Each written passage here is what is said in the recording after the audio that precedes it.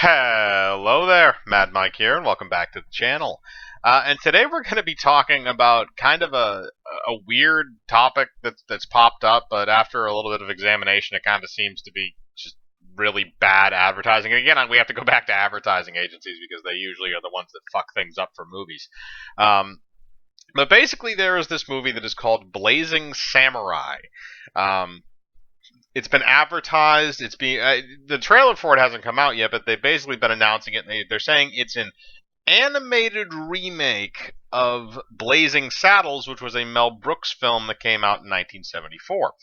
And Blazing Saddles is one of my favorite comedies of all time. I'm not complaining that this film, that Blazing Saddles is being remade. I'm actually more or less complaining about why is the advertising department comparing this film to Blazing Saddles at all? Because for those people, and I'm going to spoil the plot, so I guess to both films, but the plot synopsis for Blazing Samurai is available, so if you ever want to read it. But the synopsis for Blazing Saddles is basically that this guy named Bart, who's played by Cleveland Little, he's a railroad worker, and he basically bonks his foreman on the head because he was going to leave him to die in quicksand. The foreman being played by Slim Pickens. And then when he's about to be hanged, he's basically saved at the last second because the regional lieutenant governor, who's played by Hedley Lamar, his name Hedley Lamar is played by Harvey Korman, is trying to drive all these people out of this town so they can build the railroad through it. Instead of having to, build a station and stuff, I assume, something like that. But the railroad has to go through that town, and they want to drive all the people out.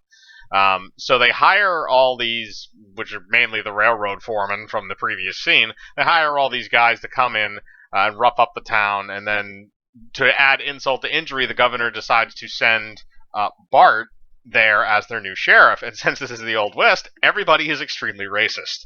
And you can imagine what ensues in the rest of the film with obvious Mel Brooks humor, and then of course Gene Wilder comes in as not the Frisco kid, the Waco kid. And he does a great job too, and all the supporting cast, the usual Mel Brooks people. You got Madeline Kahn in there. I don't think Cloris Leachman was in this one. Like I said, you got Harvey Korman, who plays the governor. Mel Brooks, the lieutenant governor. Mel Brooks actually plays the governor himself. You got some porn actress, I think, to play his secretary, which is even more hilarious because he's just staring at her boobs the entire time when his eyes are not staring at each other, I guess, because he crosses them for part of it whenever he does the governor character. And also just looking at the antics and stuff that they do on screen and some of the goofiness that it's in the scenes. It's hilarious. It's all Mel Brooks. It's Mel Brooks at his best, at his peak.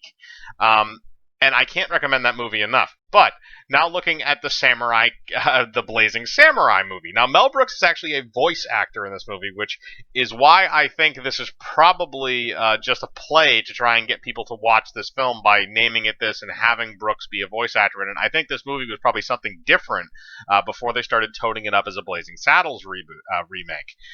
Because the idea of it is that basically you have this main character who wants to be a samurai, this character that is a dog,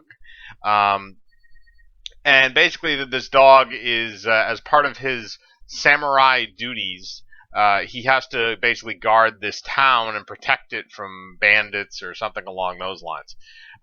And now that he's there, he finds out that apparently the village is entirely made up of cats. So that's the idea. So at the same time, the main plot line might be similar in the extent of the motivation of the main character and kind of the setting that they're in terms of him in relation to other characters in the film, but the setting itself has completely changed because now you're moving from the Old West to Japan, which, by the way, it has been done before. The Magnificent Seven is a remake of Akira Kurosawa's Seven Samurai. It's literally the same. They're literally almost the same movie. So you can transfer plot lines from one type of culture to another if done correctly and written correctly. I don't necessarily know if that's going to be the case with this because I can't judge the writing really until I actually see the film in action, or at least fully judge it. But then you go into the whole motivation of the character. The motivation of the character is nowhere near the same thing, because the only reason why Cleveland Little, as Bart, is going to Rockridge to be their new sheriff is because, basically, if he doesn't, he's going to get hanged. I don't think they're going to do that with the dog. So, like, death is not the polar opposite option to what you're doing, or to what's about to happen to you. Or at least not a sure thing of what's about to happen to you, because he does get shot at a fair amount. So, the motivation is not the same. The audience is not the same. You're marketing to an audience that is completely different from what you would be marketing to, because the original Blazing Saddles would probably apply to a lot of people. I mean, obviously there's other people that have seen it after the fact, fans like me, but a lot of the people that saw it when it came out are going to be in their probably 50s or 60s at the youngest at this point. So that's going to be kind of I'm assuming you're aiming at their kids with this, but again, it's a childhood thing, so maybe like grandparents bringing the grandkids to go see the animated cat dog version of Blazing Saddles. There is way too much difference in these two plot lines to call this a remake. I don't think it's a remake. I think the advertising department went to town and they said, okay, we got Mel Brooks in the cast, let's just change the title. The premise is similar enough, we can run with that. And anybody that would just look at it at a glance would just say, oh my god, they're remaking Blazing Saddles, of all the things they can do. That's not what's happening. It's not a remake, even though they're saying it's a remake. They're marketing on Mel Brooks' name, which again, if you're marketing a children's film, is probably not the best demographic to go after, since they're all in their 50s and 60s. So again, this is completely ridiculous that the advertising company is comparing these two films. Like I said, the only similarity is kind of that plot line. I haven't seen anything with the film yet because I don't think there's a trailer out for it yet. But I mean, once you see the trailer, that's the thing, is that I can say this now because the premises seem so different. But if they've rewritten the script to be kind of a carbon copy of a lot of stuff with Blazing Saddles, then I might be eating my words whenever this trailer comes out, but I highly doubt it.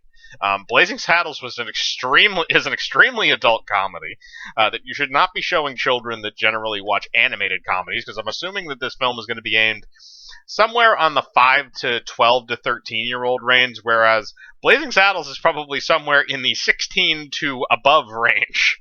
Or at very lowest, probably 16, if you're going by a ratings board. I mean, it is rated R, so that would mean it would probably be above 18, but, depending on where you are and how the ratings go, not every place operates with the same age ratings as the U.S.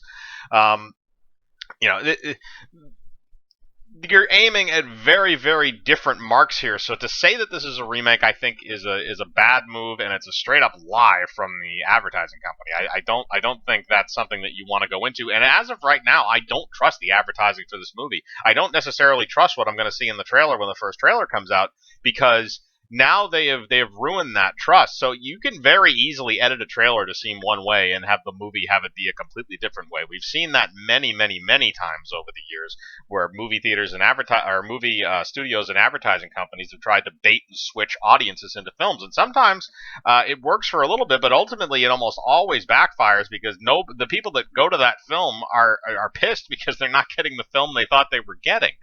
Now, sometimes that's kind of a pleasant surprise, but again, in those situations where the advertising is lying for the film, it very rarely, if ever, is. So, that's just something I felt like I needed to be clarified for anybody that also heard about this story, is that look into it a little bit, and you'll see that a lot of these two projects, or Blazing Saddles and this new film, are very, very different outside of the name, a general plot point, and the fact that Mel Brooks is voicing somebody in the film. That's really the only similarities you can compare them to. So, but I want to know what you think. Have you seen the original Blazing Saddles? Were you aware of this new film, Blazing Samurai? Do you think that it might actually be a legitimate type of a remake, given the context of the writing? Whenever we learn what that is, or do you think, like me, that this is kind of just an advertising company trying to capitalize on Mel Brooks' name being attached to the film and completely aiming at very, very different demographics than what they probably should be? As usual, put your thoughts below in the comments. I like to read them. Hit the bell for notifications, hit the like button, subscribe, and remember, I live my life free of compromise. Do you?